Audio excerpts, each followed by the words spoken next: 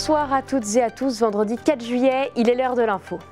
C'est une date qui reste bien gravée dans les mémoires, celle des résultats du baccalauréat. Aujourd'hui, des milliers de lycéens ont découvert s'ils décrochaient ou non le précieux diplôme. Nous étions ce midi à Saint-Dizier. Du 25 au 29 juin, s'est tenu le festival L'été, la nuit et les rêves, un événement culturel organisé à l'initiative du Théâtre des Opérations dans plusieurs communes de la Marne. Pendant 2 jours à Saint-Dizier, Laetitia et Aurélia du duo artistique Le Bateau ont animé plusieurs ateliers autour de leur projet original, décorer leur navire avec les créations de tous. L'auteur et humoriste Arnaud Demanche était il y a quelques jours à Bar-le-Duc pour la première édition du Festival de l'humour. À cette occasion, il nous a accordé une interview avant de monter sur scène.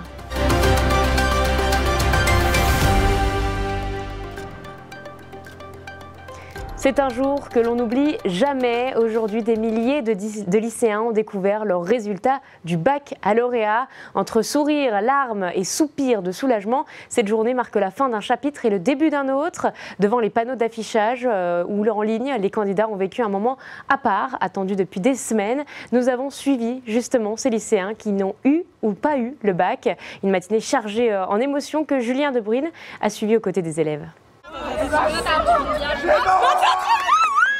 L'émotion est toujours vive.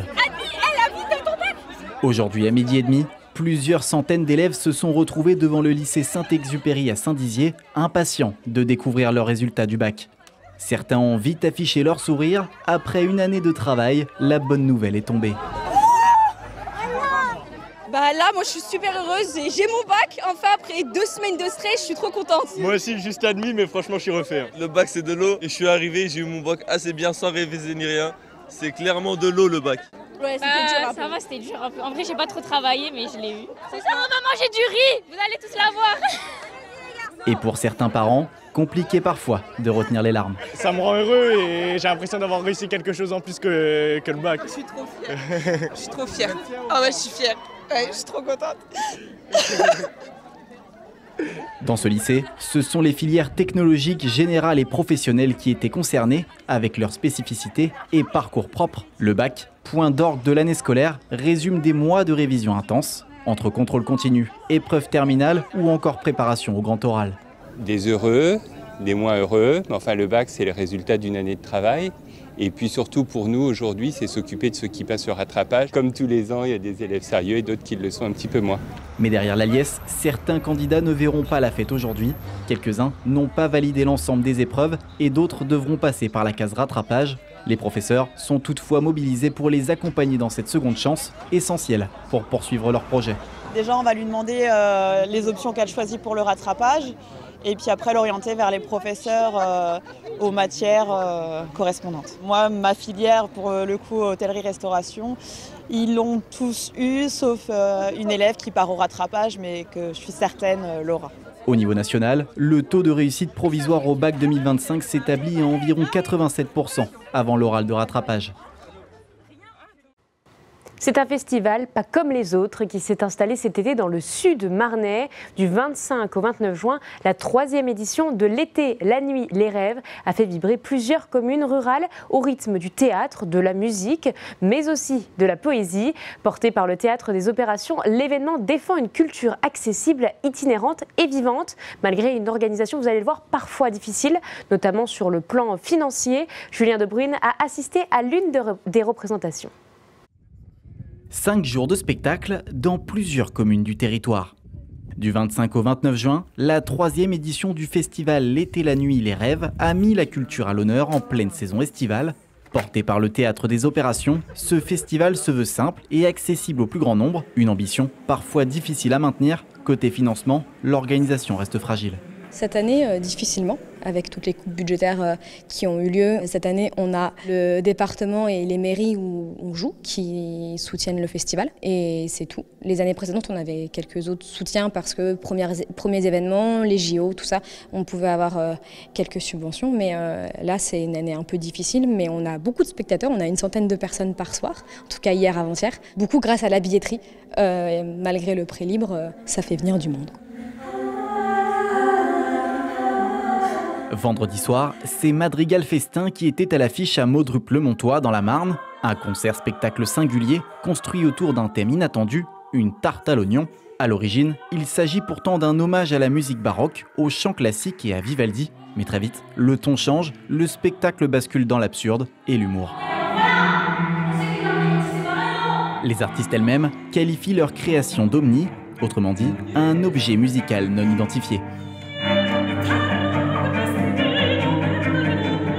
On a essayé de réfléchir à ce que pouvait être un récital aujourd'hui, sans les codes du récital que sont la salle de spectacle un peu intimidante, où on ne sait pas quand on a le droit d'applaudir, où on doit peut-être s'habiller d'une certaine façon. Donc nous sommes en pyjama, nous faisons de la musique de chambre, dans une chambre inventée, imaginaire. On a voulu travailler aussi sur l'espace de la digression, c'est-à-dire qu'en fait, on prétend qu'on va faire un concert, qui c'est un concert Vivaldi, qui est un concert très sérieux, évidemment, avec talons, veste de costume, etc. Sauf que ce concert n'aura jamais lieu et que tout le spectacle est en fait la grande digression de tout ce qui est autour de ce concert qui n'aura pas lieu.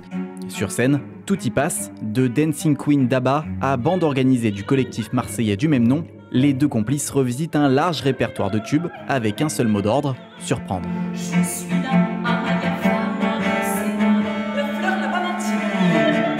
pas de programme distribué à l'entrée, aucune indication sur le contenu, le public est volontairement plongé dans l'inconnu.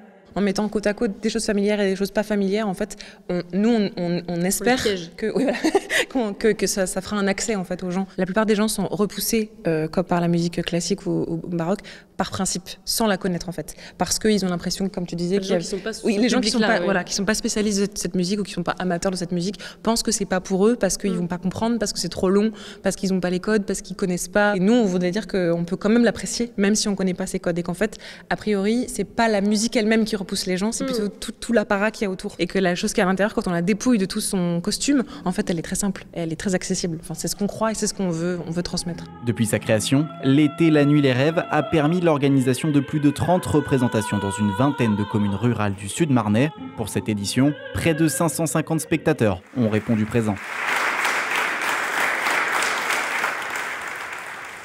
C'est un projet artistique un peu spécial qui a fait escale à Saint-Dizier. Pendant 2 jours, le duo Le Bateau, formé par Laetitia et Aurélia, a embarqué les Bragards dans une activité créative entre art participatif et univers maritime. Leur ambition, construire un bateau symbolique qui s'appelle le Beluga, comme un espace de réflexion sur les pratiques inclusives et la place des femmes dans un univers encore très masculin, celui des bateaux. Célia Richard et Julien Debrune les ont rencontrés.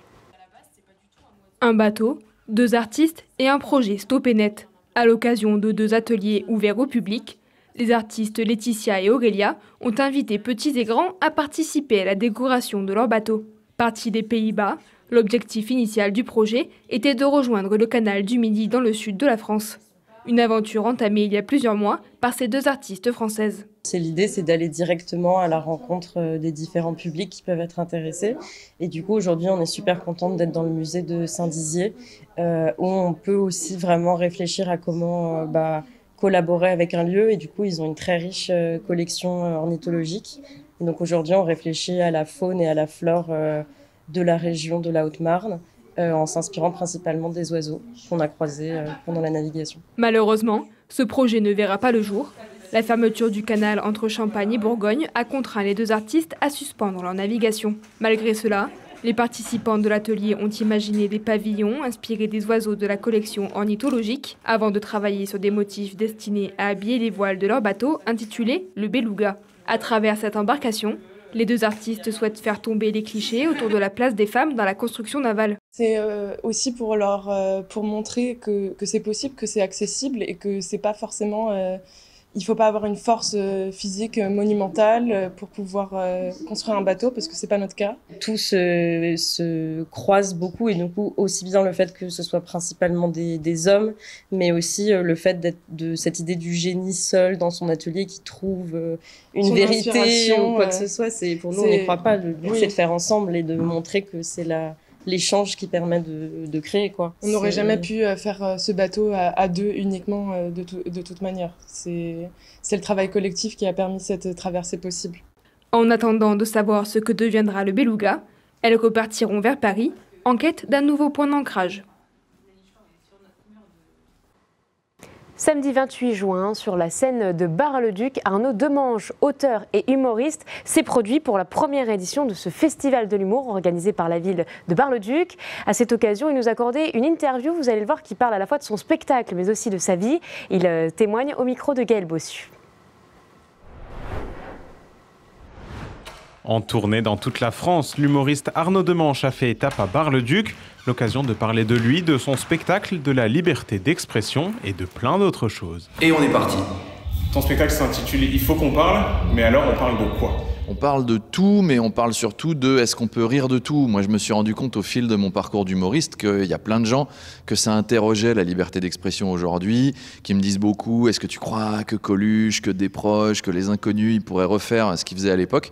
Et voilà, donc je livre ma réponse dans ce spectacle et surtout, j'essaie de faire en sorte qu'on puisse rigoler de tous les sujets, aller sur tous les terrains, parce que je crois que c'est pas le sujet, le problème des vannes, c'est ce qu'on a à dire avec. Et donc j'essaye de dire à travers ce spectacle qu'on peut encore rire de tout. L'important, c'est pourquoi. On t'a connu comme auteur télévision, et après c'est toi qui t'es mis en scène, d'abord sur les réseaux sociaux, et puis maintenant avec ce spectacle en scène. Comment on passe de l'un à l'autre? Comment on passe de écrire pour quelqu'un à écrire pour soi? Alors moi j'ai longtemps écrit pour Nicolas Canteloup, mais j'avais écrit déjà avant pour d'autres émissions, d'autres artistes, et je le prenais comme un entraînement pour moi, aller sur scène un jour. Mais c'est un projet que j'ai toujours eu dans la tête. J'ai démarré par l'écriture, pour apprendre à écrire correctement, pour ensuite monter sur scène et être solide sur le texte. Il y a un thème qui t'est plus personnel, je ne sais pas si tu veux qu'on en discute d'ailleurs, sur l'anorexie. Ça a été une partie de ta vie.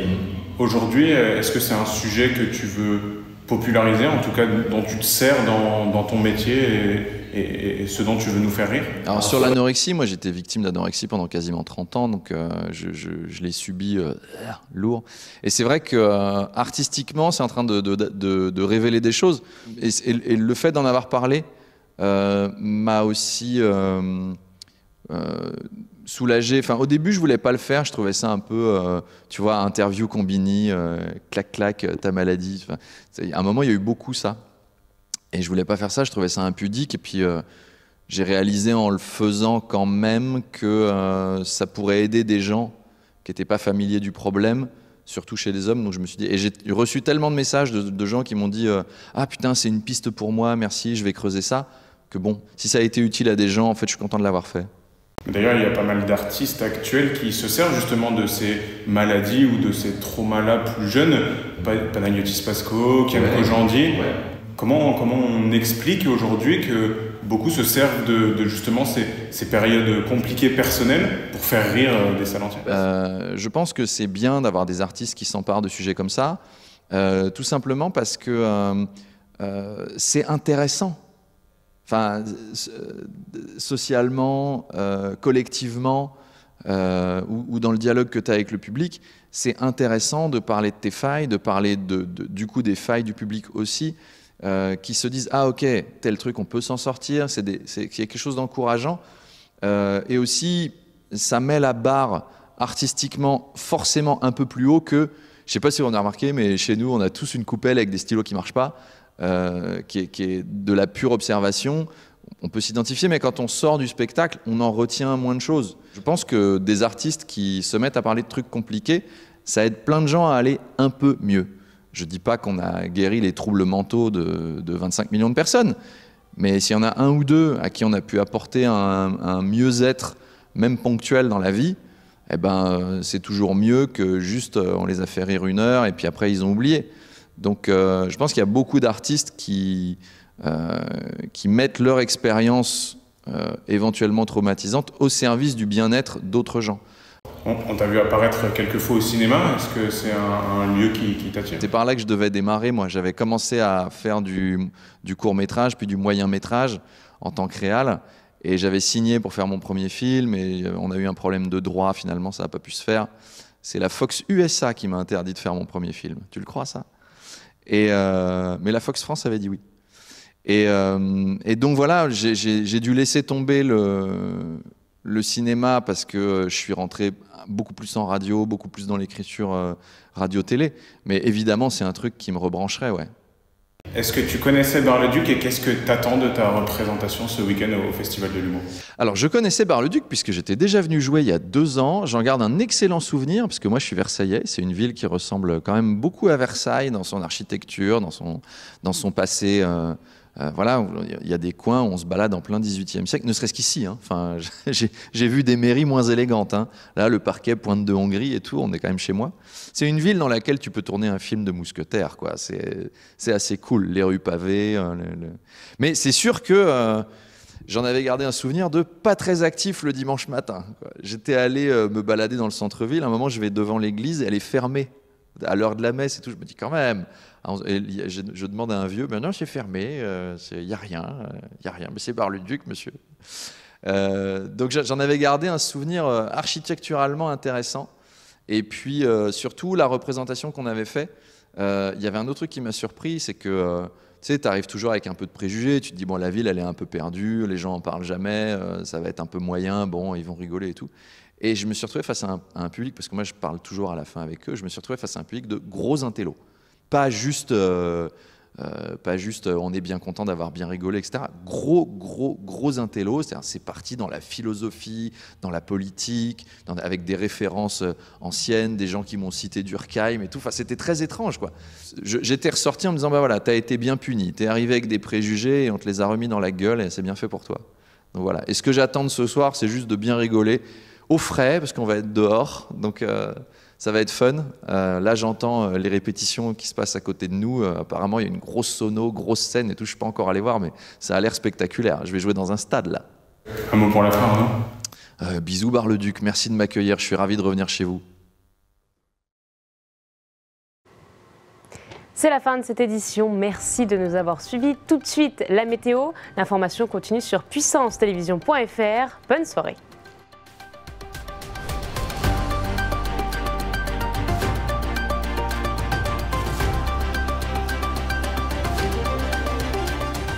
Toute l'actualité en continu à retrouver sur notre site internet et notre application mobile.